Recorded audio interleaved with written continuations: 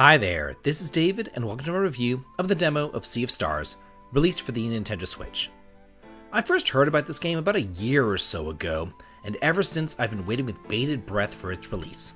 So I was really pleasantly shocked whenever this demo stealth dropped, and I immediately went and I downloaded it, so I could check it out for myself. I've seen pictures and screenshots and read countless articles about it, but we all know that developers can say what they want about a game and hype it up all that they want to. So now, the real question is, does it live up to all of its hype? Or is it just another pretty game with shallow gameplay? Come with me, and let's find out. Upon beginning, you're given the choice of your leader, Zale of the summer solstice, controlling the power of the sun, or Valerie of the winter solstice, controlling the power of the moon. Also, along for the ride is the shield warrior Garl. The three make up your main party for the entirety of the demo, though you will also pick up cargo party members in town, who are essentially guests that come along with you but don't fight in battle. The demo takes you through three main areas: a short mountaintop area, then a town, and finally a puzzle-based crystalline dungeon. So let's talk about each area in order. There's really not much to be said about the mountaintop. It's basically one large screen with a couple of ladders, tightropes, and treasures. However, it is bright, beautiful, and it serves as a little tutorial zone, though you won't be finding any other tutorials here. You need to figure it all out on your own. Immediately upon leaving the mountain, you're thrust into a densely populated town, full of ladders to climb, treasures to find, and water to swim through. And it's here that I met my first problem with the demo, because I personally feel like demos are there to demonstrate the game and show it off to best advantage. So it was very questionable to me that I found typos in the dialogue, incomplete story that was literally redacted for spoilers, and a half-finished town completely blocked off by a bunch of NPCs. Just saying. But if I was the game designer, I would make sure that the one town that I showed off in my demo was actually complete. However, after you're done exploring that beautiful tropical town, you're set out to the world map, where you move slower than molasses. This is a sticking point for me, because I feel like sometimes developers don't respect your time. Not only do you move slow on the world map, but you move slow on tightropes, and there's also no run button or fast forwarding in battles either. These would have all been fantastic options to have.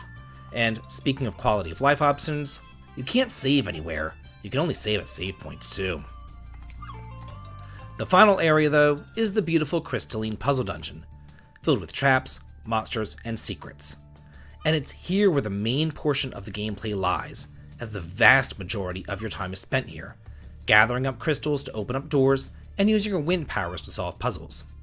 All of this was fine until we got to an inexcusable JRPG sin: a mandatory minigame. This time, it's fishing from hell. There's a large pond and you need to capture the sparkling fish. Only, this fish is a complete royal cunt, constantly swimming away from you and breaking your line. I really swear, I spent more time trying to capture this one fish than I did in the entirety of the first mountain area.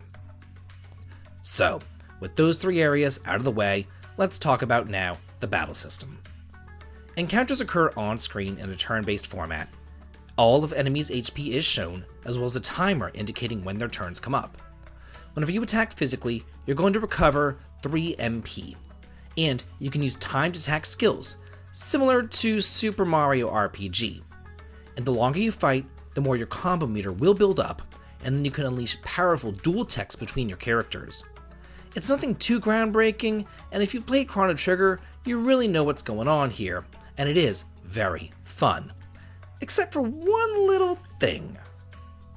Normally, I am one to applaud a lack of tutorials in RPGs, but I had a major question here.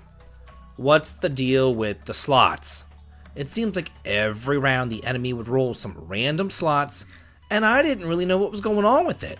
It was only after I completed the entirety of the demo that I went into the how to play section and I found out where it was talking about it. So can we have a happy medium here with tutorials? I mean, I don't need one telling me how to walk, or how to talk, or how to fight in a turn-based battle. But whenever you have a wholly unique system never before seen in a game before or since, that system probably deserves an in-game tutorial. The graphics, as you can tell, are absolutely stunning, as is the musical score, and you can choose stats to customize your heroes how you desire upon leveling up. The roughly 45-minute demo is incredibly charming, but there is little to no character development at all. They barely even talk, and you don't really even get to know them. It's not like you're hooked on their adventure like you are in the first 15 minutes of Chrono Trigger. In fact, if the game didn't introduce you to Zale and Valerie at the very beginning, I probably wouldn't have even known their names. I guess what I'm really trying to say is, it just doesn't put its best foot forward, and it still needs some polish. But again, this is just a demo, and the full release isn't until summer. So don't get me wrong, I do think that it's a good game, and I do think that there was a lot of potential here, and I do wish the development team well. But if the purpose of the demo is to get feedback and improve upon the final game, I do hope that they take my feedback into account because I want them to succeed. So, that's it for my review of the demo of Sea of Stars. What did you think about it? Let me know in the comments. And if you like this video and want to do on the channel, please consider following me over on Twitter, supporting me on Patreon for exclusive videos and early access to my content, heading on over to Twitch for some streaming fun, or coming on over to my Discord to chat and hang out. The links to them all can be found in the video description. This has been David. If you like this, please like, comment, and subscribe, and have a good day.